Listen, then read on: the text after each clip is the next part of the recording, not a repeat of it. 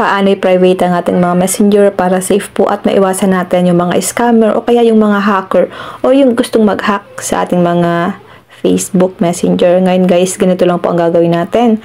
Open lang natin ang messenger natin at ilagin nyo po ang inyong mga account. Tap 3 lines.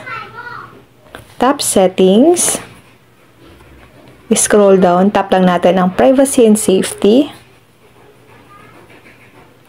Then, scroll down ulit natin. Hanapin nyo po dito ang who can reach you. Then, dito po sa baba, may nakalagay dyan na message delivery. Itap lang po natin ito.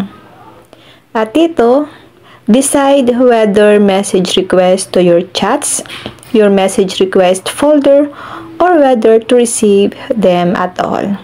People with your phone number, friends of friends on Facebook, people in your Facebook groups, pages you follow, others on Messenger or Facebook. So, isi-set up natin ito guys lahat. Okay, dito tayo sa people with your phone number. Itap lang natin ito.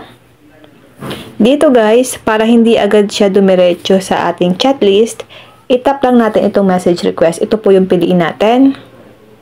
Then, back lang natin guys. Dito naman tayo sa friends of friends on Facebook. Tap lang natin itong message request. Kailangan po ilagay nyo siya sa message request, okay? Para hindi nga po siya dumidiretso dun sa chat list, para hindi agad-agad natin siya guys mabasa. Back lang natin siya guys. People in your Facebook groups. Tap lang natin ito. Ilagay po natin siya guys sa message request.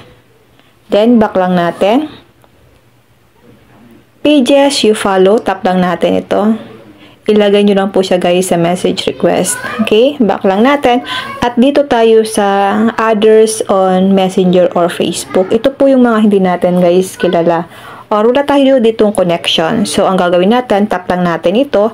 Ilagay nyo po siya guys sa don't receive request para hindi po tayo guys makareceive ng mga message sa mga hindi po natin guys kilala or wala tayong connection sa mga taong yun, okay? Ganun lang po gagawin nyo para safe ang ating mga Facebook Messenger para po iwas hacker or mga scammer na nagpapadala basta-basta sa ating mga messenger ng mga link. Okay? Yun lang guys, sana po may natutunan kayo sa aking video. Huwag nyo lang pong kalimutan na i-follow ako at i-share ang ating video para malaman din po ng iba at para po maging safe din po sila.